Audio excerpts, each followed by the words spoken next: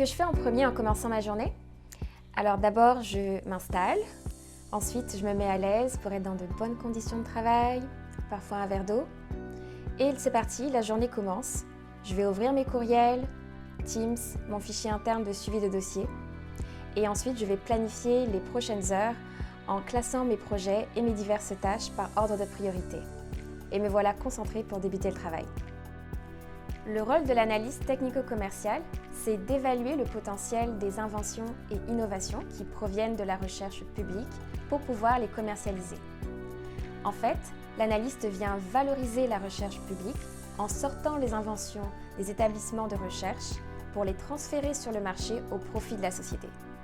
Pour faire une analyse technico-commerciale, la première étape est bien évidemment de lire et de comprendre la déclaration d'invention, c'est-à-dire de s'imprégner du contexte de l'invention et de bien circonscrire la problématique à laquelle elle répond.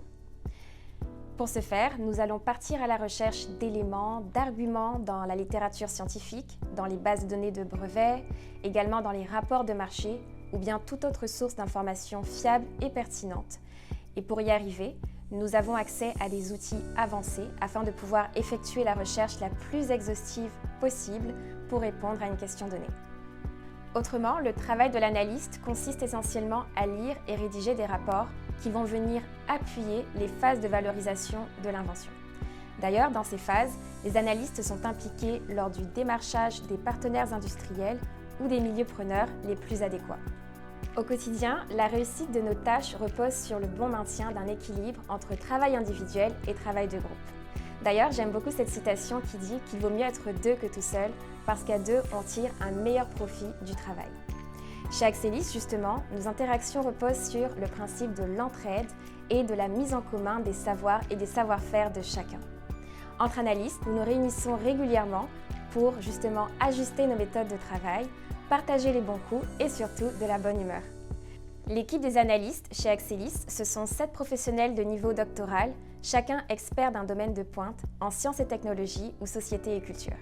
En termes de collaboration externe, l'analyste est amené à interagir avec les chercheurs des établissements de recherche publics tout au long du traitement des dossiers et quelquefois avec les agents de brevets, les partenaires industriels et les milieux preneurs lors du démarchage. Les qualités d'un bon analyste. Alors pour la première, je dirais qu'il faut avoir un bon esprit d'équipe. En effet, chez Axelis, nous prônons des valeurs de collaboration et d'interdisciplinarité. Une autre qualité importante est la curiosité, le fait d'aimer apprendre sans cesse pour rester à l'avant-garde dans sa profession, en fait de faire preuve de curiosité intellectuelle. L'analyste doit aussi d'être polyvalent, généraliste, prêt et capable de travailler sur une variété de dossiers. Et pour finir, j'ajouterais le fait d'être rigoureux. Ce que j'aime dans mon travail, c'est d'avoir la chance de pouvoir développer mes connaissances sur des sujets complexes et diversifiés, puisque nous avons l'opportunité de voir passer un large éventail de technologies. Technologies qui ne sont d'ailleurs pas toutes divulguées, ce qui fait que c'est un véritable privilège et aussi une grande responsabilité de pouvoir avoir accès à des connaissances encore secrètes et qui sont susceptibles d'avoir un potentiel social et économique important. Notre rôle fait de nous des facilitateurs à l'interface du monde académique et de la société. C'est une fierté de participer à la richesse du Québec en aidant à transférer les inventions et innovations à haut potentiel de la recherche publique vers la société et ainsi d'être au service des Québécois et des Québécoises. En fait, ce que j'aime le plus dans mon travail, c'est de savoir que ce que je fais compte vraiment.